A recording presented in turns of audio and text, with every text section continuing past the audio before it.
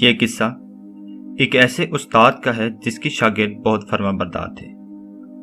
کبھی ان لوگوں نے اپنے استاد کو مایوس نہیں کیا، ان کا ادب دل و جان سے کیا۔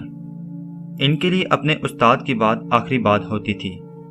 لوگ ان بچوں سے بہت متاثر تھے کہ ایسے شاگرد تو کم ہی لوگوں کو ملتے ہیں۔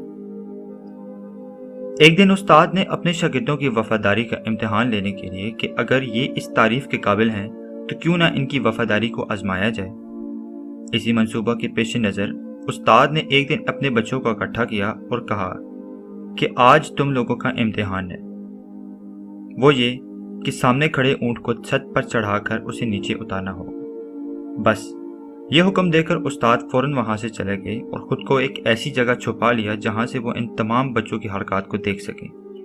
سب شاگرد اکٹھے ہوئے اور اونٹ کو چھت پر چڑھانے کے لیے کوششیں شروع کر دیں۔ استاد یہ تمام ماجرا دیکھ رہا تھا کہ کون کتنا کام کر رہا ہے اور کون کتنا وفاداری دکھا رہا ہے۔ ان تمام شاگردوں نے کوششیں شروع کر دیں۔ وہ کبھی سیڑھی کے ذریعے کوشش کرتے اور کبھی رسی کے ذریعے اونٹ کو کھینچنے کے لیے اپنا زور لگاتے۔ ان کی تمام کوششیں بے سود گئیں۔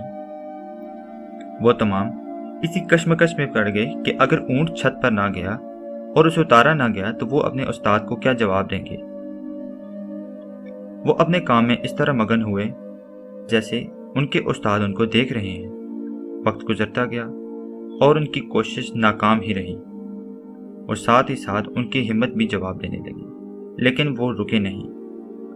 اور اسی دوران ان کے استاد سامنے آ گئے جو کہ ایک جگہ چھپے ہوئے تھے، لیکن ان شاگردوں کے لیے وہ ابھی کہیں سے لوٹے تھے۔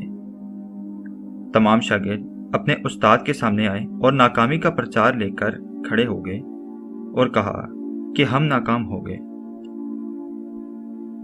استاد مسکرائے اور کہا کہ کس نے کہا کہ تم ناکام ہو گئے؟ تم کیا سمجھ رہے ہو کہ امتحان اونٹ کو چھت پر چڑھانے کا تھا؟ ارے نہیں، آزمائش تو تم سب کی وفاداری کی تھی کہ تم میرے حکم کو کیا وفاداری اور ایمانداری سے پورا کرتے ہو اور میری غیر موجودگی میں کیا اسی طرح کام کرتے ہو جس طرح میری موجودگی میں کام کیا کرتے ہو۔ میں جانتا تھا کہ اونٹ کبھی بھی چھت پر نہیں چڑھ سکتا، بس یہ تمہاری کوشش تھی جو تمہارا نتیجہ نکالنے والی تھی۔